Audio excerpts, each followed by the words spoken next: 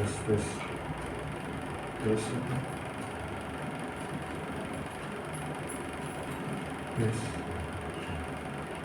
cek cek. Ya, shalom, selamat pagi jemaat yang terkasih di dalam Tuhan. Shalom. Ya, kita bersyukur kepada Tuhan pada pagi hari ini kita bisa kembali untuk beribadah. Dan khususnya hari ini kita akan merayakan ibadah Pentakosta. Kita bersyukur pada Tuhan hari ini kita bersama-sama untuk memuji dan memuliakan nama Tuhan. Ya, jemaat sekalian, sekali lagi saya ingatkan untuk kita semua untuk dapat mensarankan handphone kita masing-masing supaya ibadah kita pada pagi hari ini hanya terfokus pada Tuhan. Ya, jemaat sekalian diminta untuk sekali lagi untuk kita mensarankan handphone kita dan juga untuk tidak berisik ya, untuk tidak mengobrol, supaya pada pagi hari ini hanya terfokus pada Tuhan saja ibadah pada pagi hari ini. Dan kemudian yang kedua, jemaat sekalian, untuk hari ini persembahan akan diadakan secara untuk maju ke depan ya. Dan amplop persembahan untuk kita tidak dilem terlebih dahulu ya, amplopnya untuk dapat tidak dilem karena nanti pas maju agar bisa dibuka terlebih dahulu. Dan juga nanti majunya dari belakang ya, Bu Lison ya berarti ya. Oke, dari belakang nanti dari belakang habis itu maju ke depan. Ya, nanti akan diingatkan lagi untuk persembahan. Ya, jemaat sekalian, itu saja pengumuman pada pagi hari ini. Mari sebelum kita masuk di dalam ibadah pada pagi hari ini, mari kita mengambil waktu tidur sejenak di hadapan Tuhan untuk kita dapat memuji dan memuliakan namanya dengan hati yang penuh sungguh dan rasa syukur.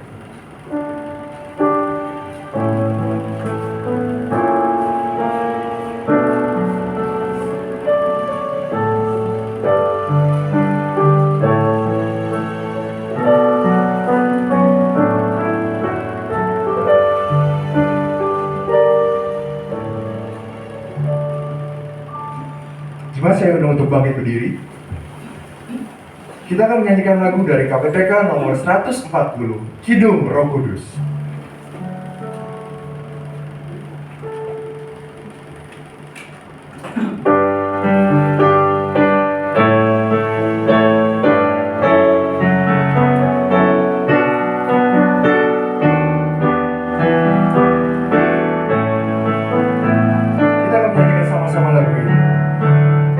Semoga roh anak Allah terkasihnya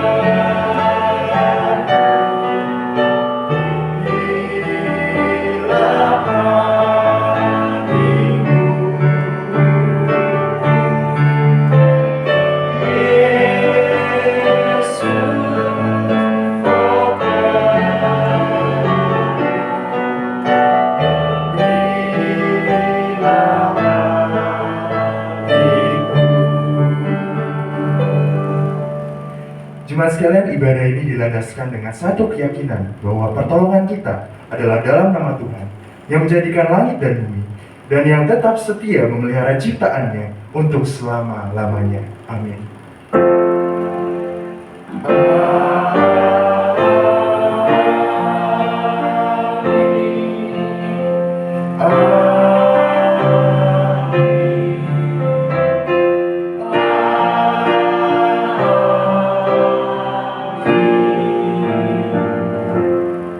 Kiranya kasih karunia dan damai sejahtera dari Allah Bapa kita dan dari Tuhan kita Yesus Kristus menyertai saudara sekalian. Tuhan besertamu. Silakan duduk kembali. Kita akan mendengarkan nats pembuka yang pada pagi hari ini diambil dari Matius pasal 3 ayat yang ke-8. Matius pasal 3 ayat yang ke-8 yang berbunyi demikian. Jadi hasilkanlah buah yang sesuai dengan pertobatan. Jemaat sekalian, sebentar lagi kita akan masuk ke dalam doa pengakuan dosa. Mari sebelumnya kita akan menyanyikan lagu dari KPPK nomor 54. Bawalah aku Yesus dekat ke salib.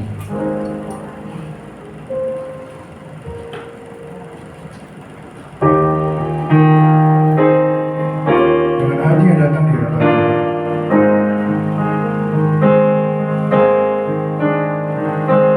kita merendahkan diri kita di hadapan Tuhan. Kita nyanyikan sama-sama. Bawalah aku Yesus.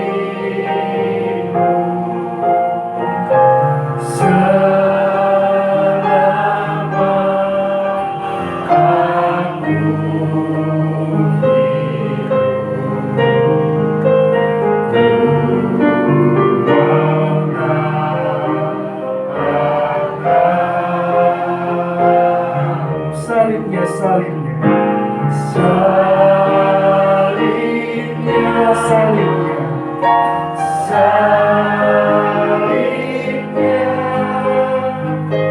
selamanya mulia.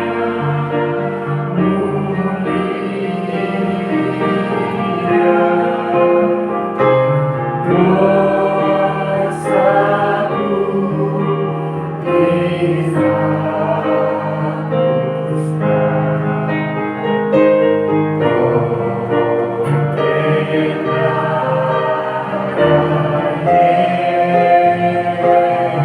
salibnya, salibnya, salibnya, selamanya mulia.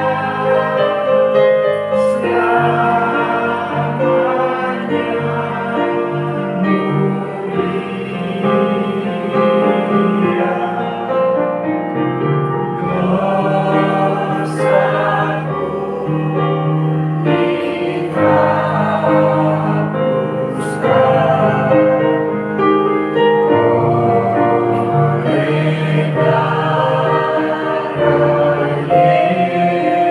dihapuskan oleh darah Yesus. Mari kita akan masuk ke dalam doa pengakuan dosa. Mari saya beri waktu kepada jemaat sekalian untuk kita datang di hadapan Tuhan, mengakui setiap pelanggaran dan dosa yang telah kita perbuat.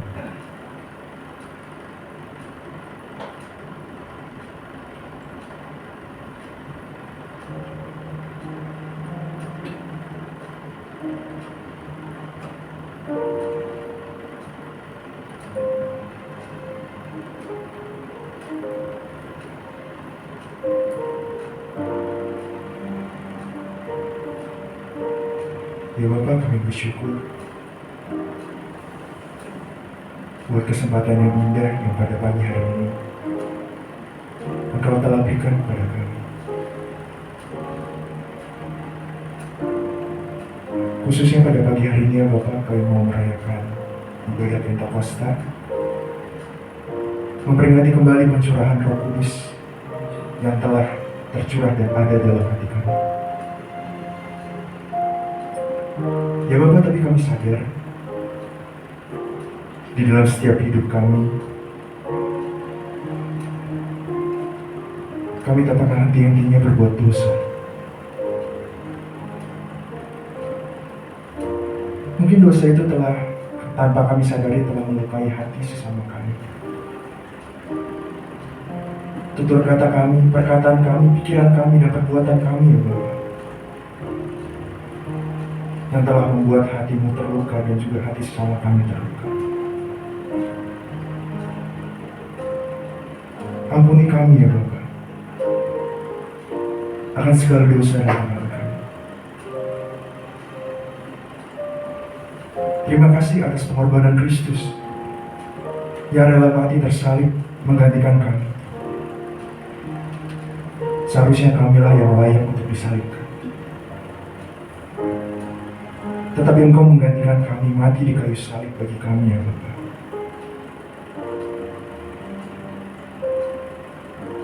Kami bersyukur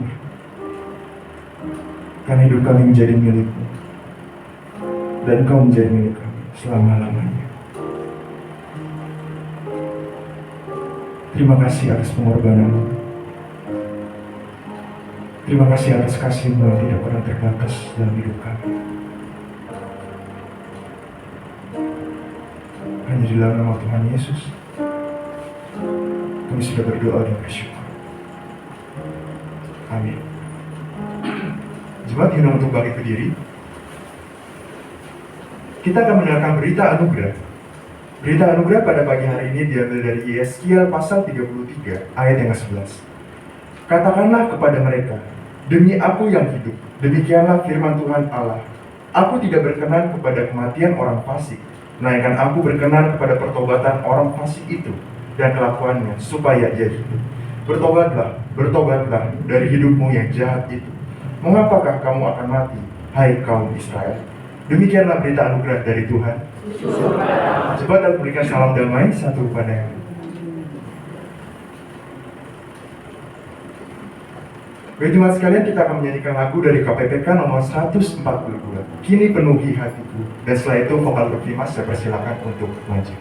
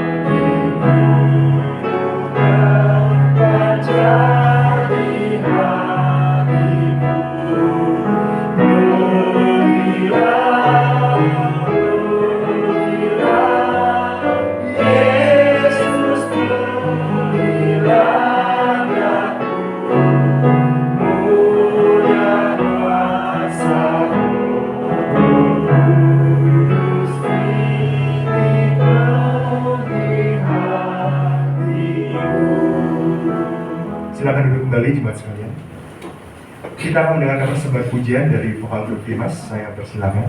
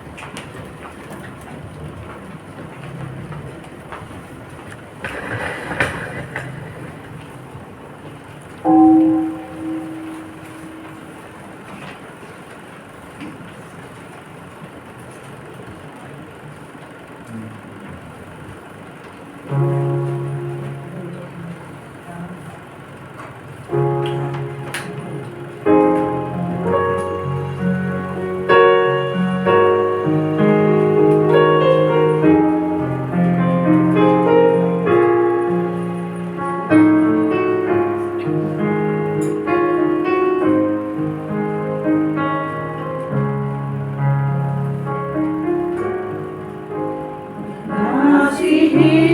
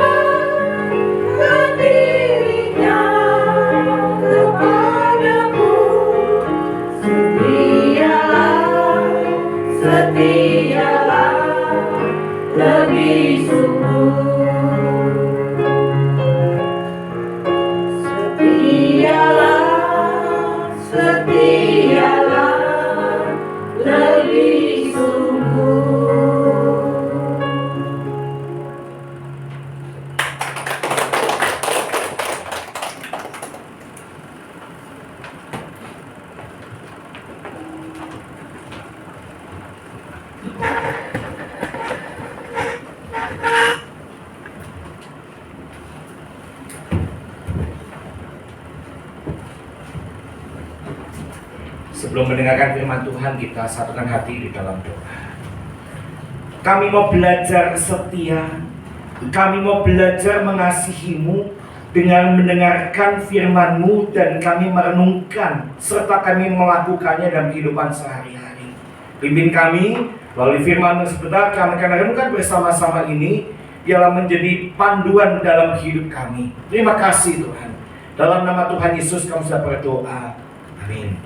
Teman sekalian, mari bersama-sama kita membuka firman Tuhan yang terambil dari Kisah Para Rasul pasal 4 ayat 1 sampai dengan ayat yang ke-12. Kisah Para Rasul pasal 4 ayat 1 sampai dengan ayat yang ke-12.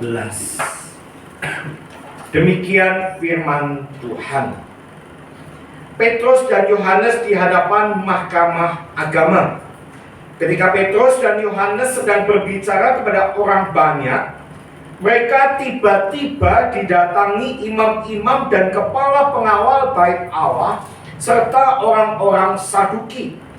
Orang-orang itu sangat marah karena mereka mengajar orang banyak dan memerintahkan bahwa dalam Yesus ada kebangkitan dari antara orang mati.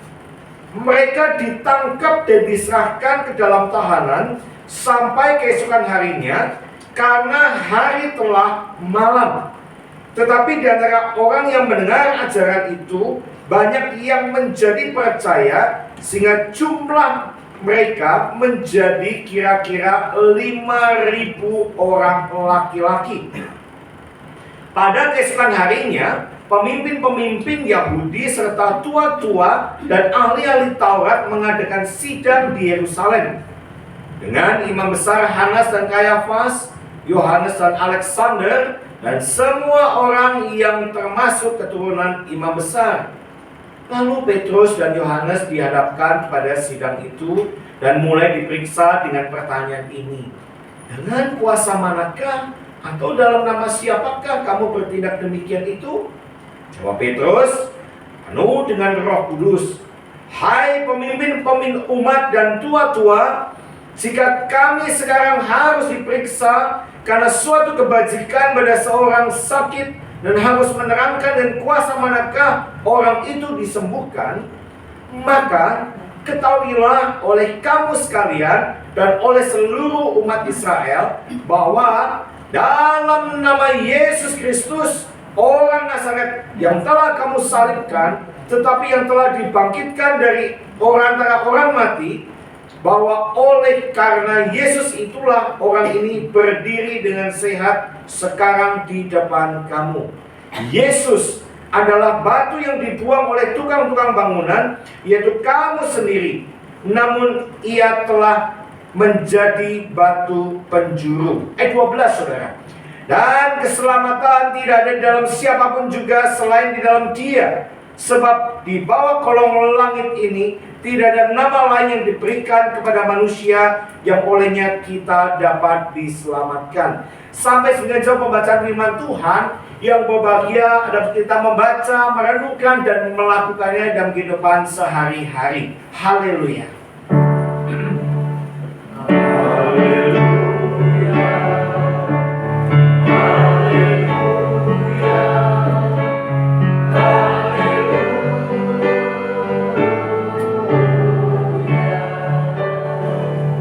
Shalom saudara sekalian.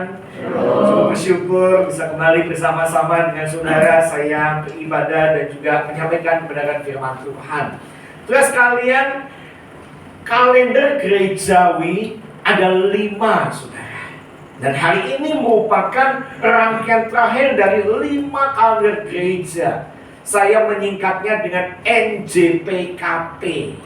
N-nya itu Natal, NJPKP, J-nya Jumat Agung, P-nya Paskah, K-nya kenaikan, dan hari ini kita bersama-sama memperingati turunnya Roh Kudus, yaitu Pentakosta, bukan Pantekosta, saudara ya. Kalau Pantekosta saya pikir nggak ada artinya, tapi Pentakosta, 50 hari setelah kebangkitan Yesus, saudara. Kalau kita melihat di dalam Kisah Rasul pasal yang kedua, saudara, di situ jelas sekali ya, tadi juga sudah ada video klipnya di awal, bagaimana Roh Kudus turun.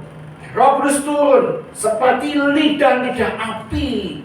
Dan banyak dari mereka yang berbahasa yang berbeda-beda, tetapi mereka saling bisa memahami. Awalnya mereka nggak tahu, saudara. Ya, misalnya di antara mereka ada yang bisa berbahasa Jawa, ya bisa cuma bahasa Jawa. Mereka mengerti apa yang dikatakan oleh rasul-rasul dan mereka saling memahami menurut bahasa mereka sendiri-sendiri, saudara.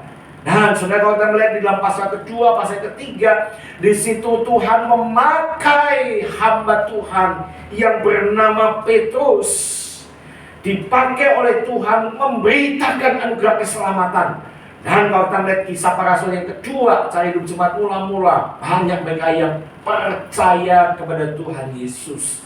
Namun saudara, di tengah-tengah pelayanan Petrus ya, dan juga di tengah-tengah pelayanan Yohanes, saudara, ternyata, nah ini menariknya adalah ya, para imam besar, orang Saduki, mereka yang memvonis Yesus disalibkan, mereka yang mengolok-olok Yesus, mereka yang bersuka cita pada waktu Yesus mati, padahal Yesus hanya bangkit pada yang ketiga.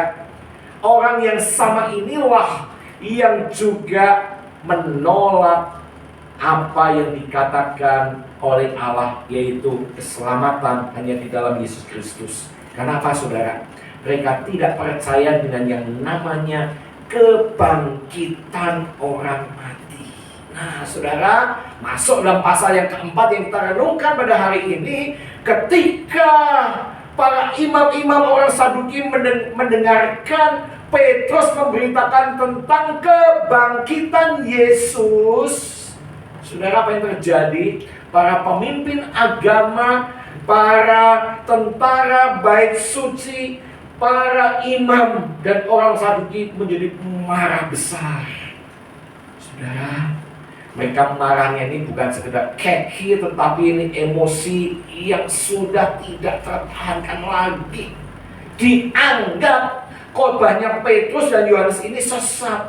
Karena sekali lagi mereka tidak percaya dengan kebangkitan Kristus. Yesus bangkit, tapi juga Yesus naik ke surga, menyediakan tempat bagi saudara dan saya. Dan saudara sekalian, di tengah-tengah Petrus dan Yohanes memberitakan anugerah keselamatan ini, mereka ditangkap. Wow. Ya, saudara, orang yang memberitakan hal yang benar, memberitakan suatu hal yang memang itu menjadi isi hati Allah, ya, supaya mereka bertobat. Ternyata saudara, para pemimpin agama, ahli Taurat, ya, imam kepala, mereka tetap tidak percaya kepada Yesus. Saudara sekalian, akhirnya Petrus dan Yohanes ditangkap. Nah, ayat ketiga dikatakan mereka ditangkap dan diserahkan ke dalam tahanan sampai keesokan harinya. Ya, ditangkap saudara, dianggap ini DPO, ya, daftar pencarian orang, ya, karena hari sudah malam. Oke lah, tahan dulu, besok baru disidang. Ini dianggap dua orang yang sesat, dianggap dua orang yang menyesatkan banyak orang, saudara. Terus sekalian, keesokan harinya apa yang terjadi? Keesokan harinya para pemimpin Yahudi tua-tua Taurat mengadakan sidang. Wah, sidang istimewa di Yerusalem. Lalu diperhadapkanlah dua orang ini, Petrus dan Yohanes. Pertanyaannya, mereka takut nggak, saudara? Mereka takut nggak? Mereka tidak takut, tidak gentar, karena mereka sudah menerima kuasa Roh Kudus. Roh Kudus yang dicurahkan pada saat Pentakosta. Di sini mereka dipenuhi Roh Kudus. Sudah perlu hati-hati, kata dipenuhi Roh Kudus bukan seperti saya ada gelas kosong, saya isi air lalu penuh. Bukan itu, saudara. Itu yang diajarkan oleh ajaran gereja yang lain, saudara. Penuh Roh Kudus berarti kita dipenuhin, ya. Bahkan kita bisa berbahasa Arab. Salah satunya orang dipenuhi Roh Kudus betul bisa berbahasa Arab. Tapi bukan berarti orang dipenuhi Roh Kudus pasti berbahasa Arab. Tidak selalu, saudara. Jadi dipenuhi Roh Kudus itu adalah hidup yang dikendalikan oleh Roh Kudus, hidup yang di-drive oleh Roh Kudus. Saudara kalau mengendarai sepeda motor atau mobil, ya, saudara, kemudi itu di dalam genggaman saudara, mobil atau naik motor. Motor pas saudara belok ke kanan, ke kiri, kan terserah saudara. Motor atau mobil itu, ya, tergantung beloknya itu, tergantung pengemudinya, saudara. Demikian pula dengan saudara dan saya, bukan saya mau menyamakan kita mobil atau motor, tetapi namanya dipenuhi Roh Kudus, kita dikendalikan oleh Roh Kudus, kita di-drive oleh Roh Kudus. Perkataan kita, perbuatan kita, ya, kalau bicara hidup keseharian saudara dan saya, sebelum kita masuk lebih dalam lagi tentang dipenuhi Roh Kudus yang dialami oleh Petrus dan Yohanes di tengah-tengah sidang ini. Saudara, kalau saudara misalnya mau berbuat dosa, ini ada anak remaja nih, ya, misalnya mau nyontek, aduh saya ingin sekali nyontek, tapi ini saya nggak jadi nyontek. Saudara, hati nurani kita bersuara, ya, aduh saya nggak boleh nyontek. Atau mau nonton video porno, nggak jadi. Saya dipenuhi Roh Kudus, itu masih dikendalikan oleh Roh Kudus.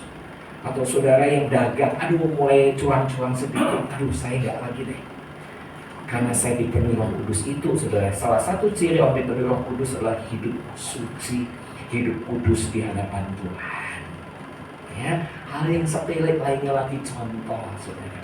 Saya tidak tahu saudara naik motor atau mobil, apakah saudara mungkin, tapi ini mungkin jemaat gereja lain, ya. Saya yakin jemaat Filatim baik-baik semua, ya. Ini jemaat gereja lain, saudara. Seringkali orang naik motor itu lupa warna, saudara. Suka buta warna. Lampu merah kayak hijau, nah itu, ya. Lampu hijau tetap hijau. Nanti maksud saya, wah kontraflow, aduh tanggung nih. Nah saudara, kalau kita dipenuhi Roh Kudus, oke, saya tetap mematuhi peraturan lalu lintas. Meskipun motor lain melanggar kontraflow, merah jalan, saya tetap berhenti. Ya, one way saya nggak akan terobos. Sederhana saudara, ya. Dipenuhi Roh Kudus sesederhana itu, saudara. Nah, saudara, kembali lagi kepada Petrus dan Yohanes. Di tengah-tengah mereka disidang, mereka dipenuhi Roh Kudus, mereka tidak gentar, saudara. Karena mereka tahu apa yang harus mereka katakan, apa harus mereka lakukan. Dan inilah kesempatan besar, saudara. Petrus dan Yohanes tetap memberitakan anugerah keselamatan. Wow, bagi saya luar biasa, saudara. Di tengah-tengah tekanan para pemimpin agama, mereka tetap teguh imannya. Kesempatan bagi saya untuk memberitakan siapa Yesus yang sesungguhnya. Padahal mereka sudah tahu tentang Yesus sebagai juru selamat manusia. Mereka tahu kok Yesus mati, pada hari ketiga bangkit. Mereka juga tahu Yesus naik ke surga menyediakan tempat kok. Tetapi mereka masih mengeraskan hatinya. Saudara, apa yang terjadi? Ayat 7 jelas sekali. Roh Kudus berkarya dalam hati dan hidup Petrus. Maka jawab Petrus, penuh dengan Roh Kudus. Wah, ini kalau didramakan ya, mungkin suatu saat bisa didramakan di acara Pentakosta ya, yang jadi Petrus berkata begini, saudara. Hai pemimpin umat dan tua-tua, jika kami sedang harus diperiksa karena suatu kebajikan dan karena kepada seorang sakit dan harus menerangkan dengan kuasa manakah orang itu disembuhkan, maka ketahuilah penekanannya tetap sama, kristosentris, dalam nama Yesus Kristus orang Nazaret. Kalimat selanjutnya mengingatkan kembali loh Petrus, saudara, ya, yang telah kamu salibkan. Tuh loh, yang dulu kamu salibkan itu, tetapi yang sekarang telah dibangkitkan dari orang mati. Masih gak percaya kebangkitan? Nggak kata lain terus yang berkata demikian, saudara, ya, bahwa oleh karena Yesus itulah orang ini berdiri dengan sehat sekarang di depan kamu, ya. Yesus adalah batu yang dibuang oleh tukang bangunan, yaitu kamu sendiri, namun ia telah menjadi batu penjuru. Dan keselamatan tidak ada di dalam siapapun juga di bawah kolong langit ini, hanya Yesus Kristus. Saudara sekalian, sekali lagi Petrus menegaskan kepastian keselamatan di dalam Yesus melalui kematian dan kebangkitannya. Yesus memberikan kepastian keselamatan. Pertanyaannya sekarang, saudara, kita sudah menjadi orang Kristen lama. Boleh saya tanya, termasuk yang mengikuti di YouTube ini, saudara, kalau hari ini saudara meninggal, yakin masuk surga? Yakin? Yakin? Kenapa? Karena kepastian keselamatan. Pertanyaan kedua, jawab spontan ya. Saudara yakin hari ini meninggal tiba-tiba? Maaf ya, bukan muka-mukain ya. Kalau semua meninggal, ini DKI bisa tutup ya.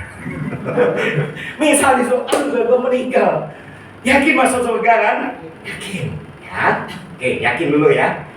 Tapi seandainya saudara ngomong kotor ya, saudara berbuat dosa, saudara curang, anak remaja yakin keselamatan, nonton video porno, setelah itu langsung meninggal, belum minta ampun sama Tuhan, yakin diselamatkan nggak? Mulai bimbang iman. Yakin, ini bedanya yakin. Kenapa yakin? Karena keselamatan bukan dari perbuatan.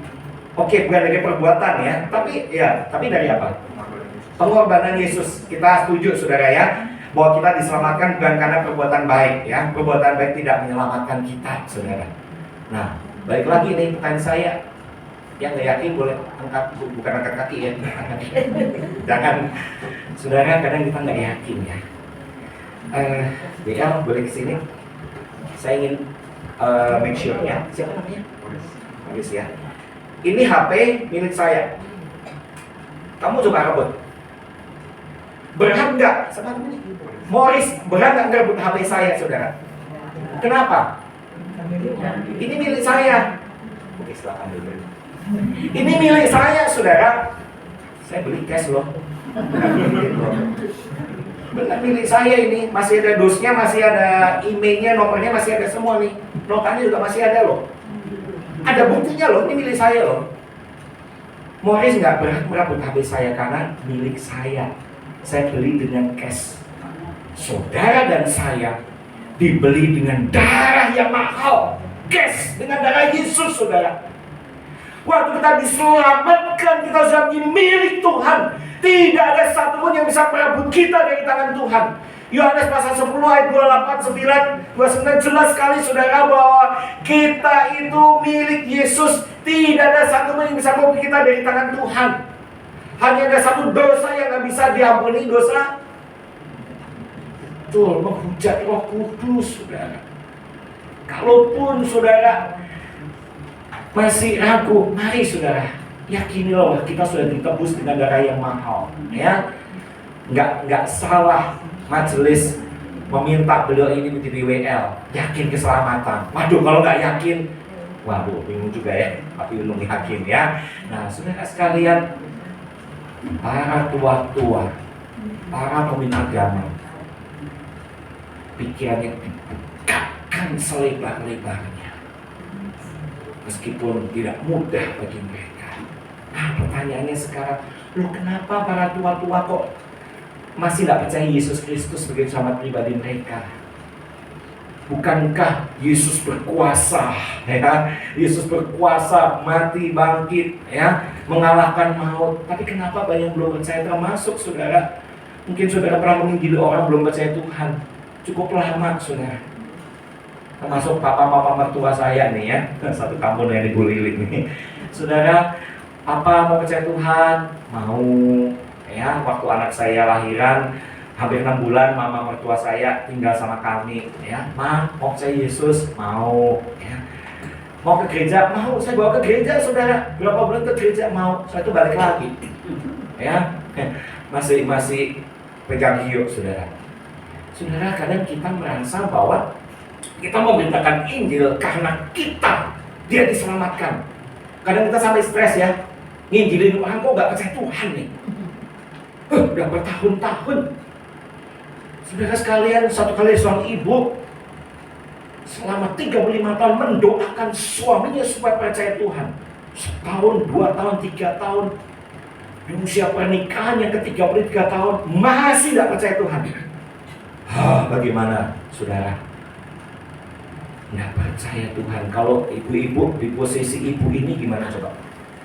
35 tahun lo doain nggak percaya Tuhan. Apa Roh Kudus itu nggak mau dengerin? Apakah Tuhan itu budek? Nggak mau dengerin sih, gitu loh. Saudara, waktu kita dan waktu Tuhan berbeda. Singkat cerita, di usia pernikahan yang ke-36, suami dari ibu ini percaya Tuhan, saudara. Meskipun usia menjadi orang Kristen, suami itu hanya 3 tahun, hanya percaya Tuhan Yesus. Ibu saya maksud adalah almarhum mama saya sendiri, saudara. Saudara, yang mempertobatkan seseorang bukan kita. Yohanes 16 jelas sekali bahwa Roh Kudus yang menginsyafkan manusia, yang membuat seseorang bertobat. Saudara, bicara tentang buah sulung yang menyenangkan adalah buah sulung. Petrus dan Yohanes sampai di penjara, sampai di sidang, pada akhirnya dilepaskan. Kalau kita melihat di dalam ayat yang ke-20 sampai 22, saudara. Inilah buah sulung yang tidak mudah. Petrus dan Yohanes harus, meskipun tidak lama di penjara, dia disidang. Tapi sekali lagi, ayat ke-12 menekankan bahwa keselamatan tidak ada dalam siapapun juga selain di dalam Yesus. Saudara, hidup manusia ini seperti kertas ini, saudara. Putih bersih, nggak ada noda. Garis tepi kertas ini lurus. Inilah gambaran manusia sebelum jatuh ke dalam dosa. Gambaran Adam dan Hawa, Kejadian pasal yang kedua. Tapi pada akhirnya jalan hidup manusia yang lurus menjadi berbelok. Adam dan Hawa makan buah apa, saudara? Hah? Buah apel? Betul? Bukan buah apel, buah kesemek. Kan, saudara, buah mental yang baik dan jahat. Dan hidup manusia yang lurus akhirnya berbelok. Manusia menuju kepada kebinasan kekal. Semua orang sudah berbuat dosa dan telah kehilangan kemuliaan Allah. Manusia coba dengan berbuat baik, mudah-mudahan kata orang di sana, ya, mudah-mudahan masuk surga. Saya banyak berbuat baik, saya berpuasa, saya berbuat amal, saya nabung, tak masuk surga. Yakin nggak? Mudah-mudahan buat tetangga-tetangga kita yang di sono, saudara. Ya, saudara, bahkan orang Kristen pun masih mempercayai saya sudah diselamatkan, sudah baptis, saya dengan berbuat baik supaya saya yakin masuk surga. Betul demikian? Enggak, saudara. Sudah, jangan khawatir bahwa kita sudah berbuat dosa dan kemudian Allah menyediakan kita sebuah rumah. Ya, kalau saya hubungkan dengan kebaktian kenaikan Tuhan Yesus, ada kebaktian di sini ya. Ya. Yesus pergi naik ke surga menyediakan tempat bagi kita. Yohanes 14:1-2. Dalam rumah Bapakku banyak tempat. Saudara dan saya punya 3 rumah. Kita orang kaya semua, orang Kristen. Benar loh saudara. Kita semua orang kaya punya 3 rumah. Rumahnya berapa? 1, 3 kamu. Bohong nih ya. Rumah dia 3, saudara. Rumah yang pertama adalah rumah di mana kita tinggal. Saudara punya rumah sendiri, hak milik, HGB. Saudara ngekos, kontrak, itu rumah di mana kita tinggal. 1, punya rumah kan? Ya. Yang kedua, rumah Tuhan, gereja. Gereja, saudara. Yang ketiga, rumah Bapa di surga. Mau ke sana? Mau. Sekarang? Ntar dulu saudara, setelah baca ini dewasa. Enggak juga, saudara, bercanda ya. Saudara, kita punya 3 rumah. Meskipun kita belum menempatinya, tetap kita yakin. Caranya bagaimana saudara, supaya kita bisa masuk surga? Saudara sekalian, banyak orang berkata, ya, dengan berbuat baik saya masuk surga. Tapi betulkah kita masuk surga, saudara, dengan berbuat baik? Saudara, izinnya saya bertanya, angka berapa? 5. Mungkin 4. Angka berapa saudara? Boleh jawab sama-sama. Angka berapa? 1. Satu-satunya kita diselamatkan dan menerima Tuhan Yesus sebagai juru selamat pribadi kita, saudara. Saudara sekalian, salib adalah lambang kehinaan. Tetapi salib merupakan lambang kita diselamatkan. Saudara sekalian, Kisah 4:12 jelas sekali. Di bawah kolonnya tidak ada satu pun yang diselamatkan kecuali hanya Yesus Kristus yang bisa menyelamatkan kita. Keselamatan hanya di dalam Yesus. Tetapi orang sekali masih memilih satu lagi, saudara, satu jalan lagi. Satu jalan ini yang seringkali dinikmati oleh manusia. Saya mau bertanya, saudara jujur ya, dosa itu enak enggak? Jujur?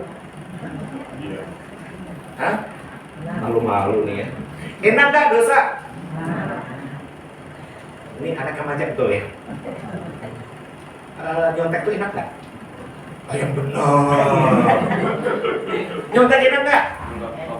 Oh, puji Tuhan, lupa bahasa salah orang saya tanya ya. Ini Jumat gereja saya kali.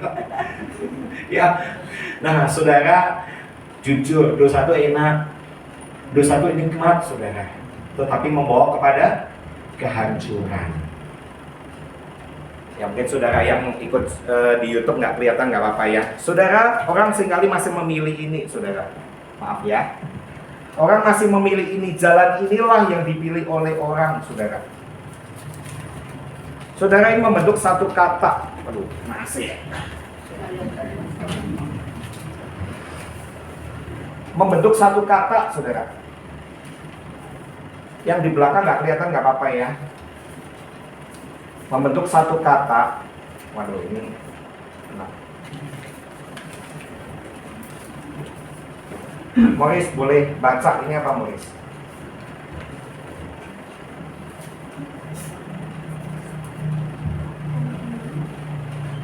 Dari sini bacanya. Hell. Apa? Hell. Hell.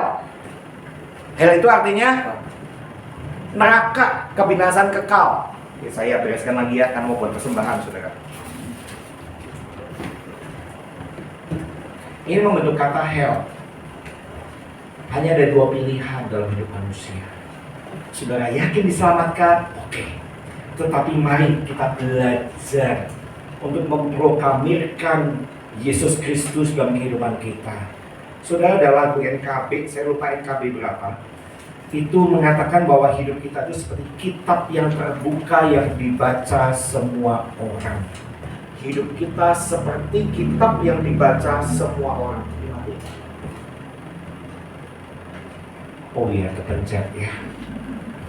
Hidup kita seperti kitab yang dibaca semua orang. Tetangga saudara tahu saudara Kristen. Kenapa? Minimal hari Minggu pagi saudara pakai baju rapi ke gereja.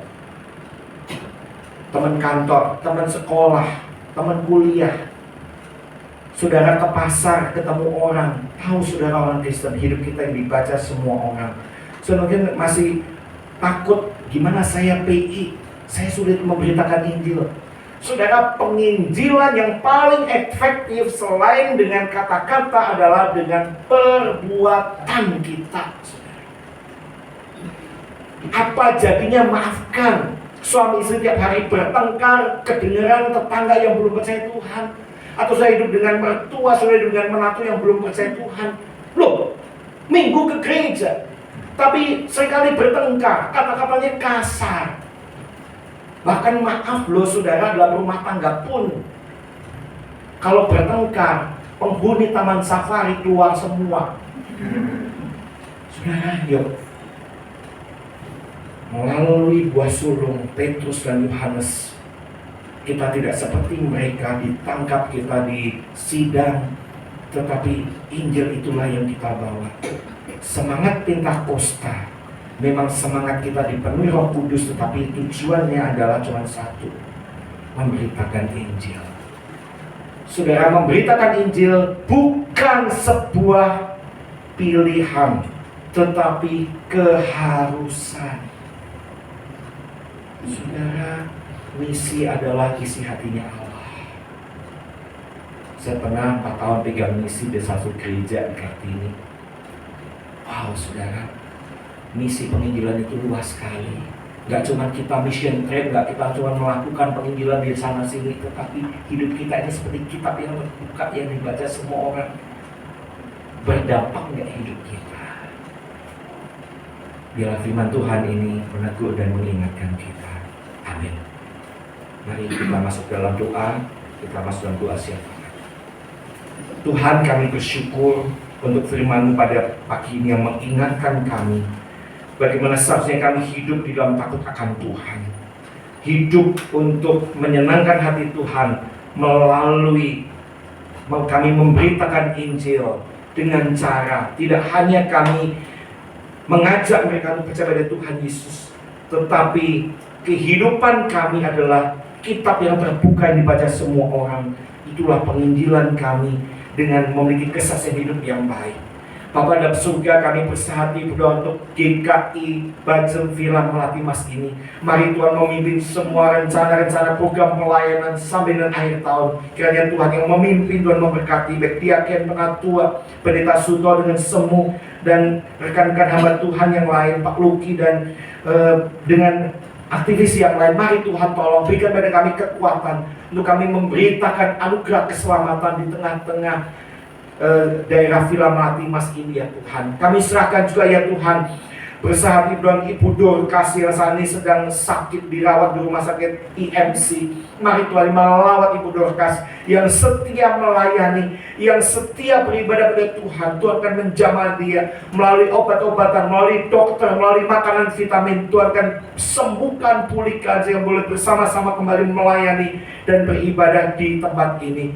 Kami juga menyerahkan ya Tuhan untuk semua hal yang kami harapkan dalam hidup kami. Mari Tuhan yang menolong, bila semuanya seturut dengan rencana dan kehendak Tuhan. Kami merencanakan, Tuhan yang menentukan. Kalau saat ini kami juga bergumul di dalam dosa, mari Tuhan tolong berikan pada kami kekuatan supaya kami dengan satu niat, satu tekad meninggalkan dosa kami, dan kami mau tetap setia untuk mengikut Tuhan, menjaga kesucian hidup di hadapan-Mu. Kami juga menyerahkannya Tuhan untuk bangsa dan negara kami Indonesia ini. Mari Tuhan yang menolong. Kalau tahun depan kami akan bersama-sama dengan warga yang lain, kami merayakan dan kami bersama-sama dalam pesta demokrasi. Kiranya kami juga memiliki peran di dalamnya. Kami bangsa Indonesia, kami orang percaya, kami mau menjadi garam dan terang bagi Indonesia ini. Dan kami berpartisipasi melalui pemilu yang akan diadakan. Terima kasih Tuhan, kami serahkan semua doa kami ini hanya di dalam nama Tuhan Yesus yang mengajarkan kami doa Bapa kami.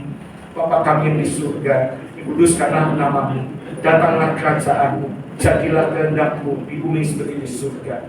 Berikanlah kami pada hari ini makan kami secukupnya, dan ampunilah kami kesalahan kami, seperti kami juga mengampuni orang yang bersalah pada kami.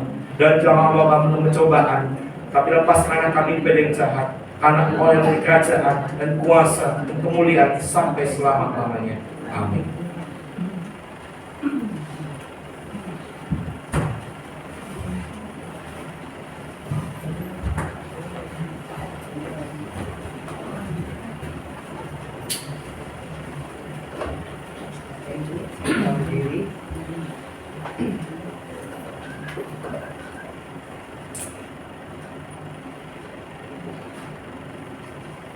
Marilah kita bersama dengan umat Allah di masa lalu, masa kini, dan masa depan mengingat pengakuan pada baptisan kita menurut pengakuan iman rasuli. Aku percaya kepada Allah, Bapa yang Maha Kuasa, Khalik langit dan bumi, dan kepada Yesus Kristus, Anaknya yang tunggal Tuhan kita, yang dikandung daripada Roh Kudus, lahir dari anak darah Maria, yang menderita sengsara di bawah pemerintahan Pontius Pilatus, disalibkan, mati dan dikuburkan, turun ke dalam kerajaan maut, pada hari yang ketiga bangkit pula dari antara orang mati, naik ke surga, duduk di sebelah kanan Allah Bapa yang Kuasa, dan dari sana Ia akan datang untuk menghakimi orang yang hidup dan yang mati. Aku percaya kepada Roh Kudus, gereja yang kudus dan am, persekutuan orang kudus, pengampunan dosa, kebangkitan orang mati, dan hidup yang kekal. Amin. Silakan duduk.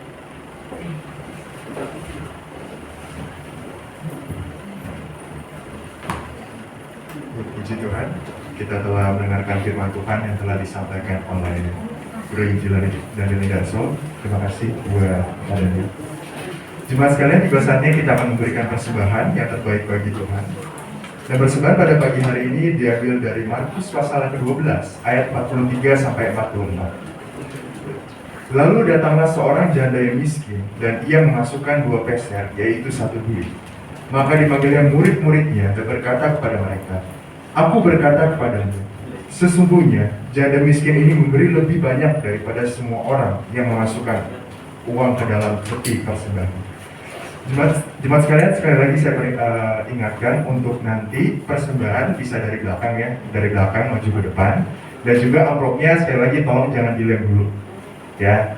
Untuk menyanyikan lagu persembahan kita akan menyanyikan lagu dari KPPK nomor 344. Serahkan yang terbaik padanya.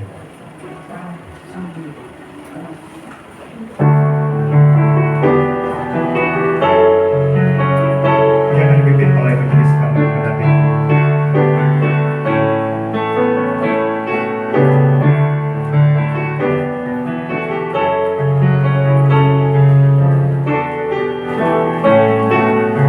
Serahkan yang terbaik padanya. Serahkan yang terbaik padanya.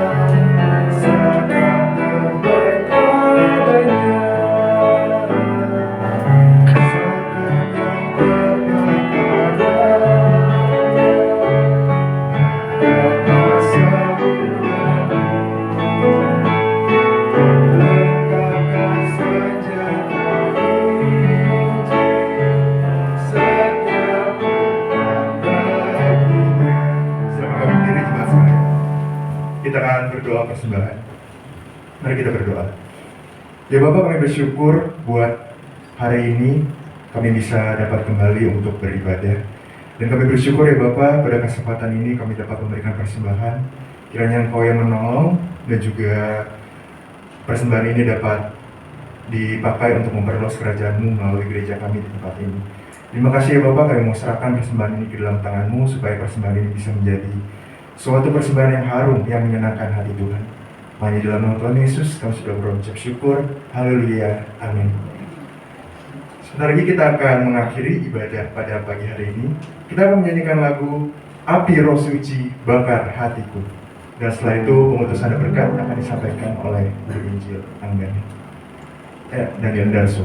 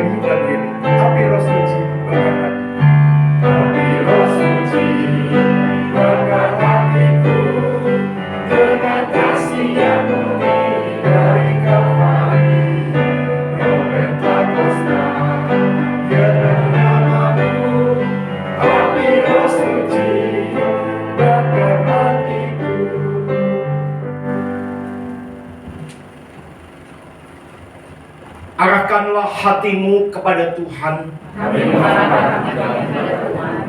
Jadilah saksi Kristus.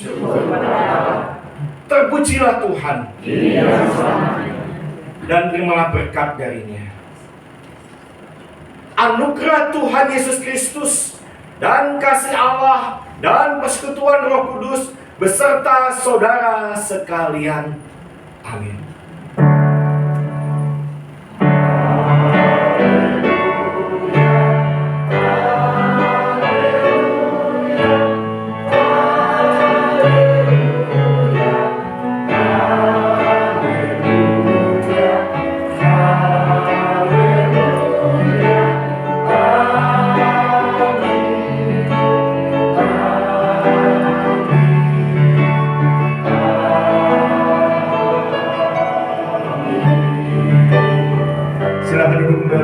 Sekalian, ibadah kita telah selesai. Tuhan Yesus memberkati kita semua. Selamat Hari Raya Pentakosta.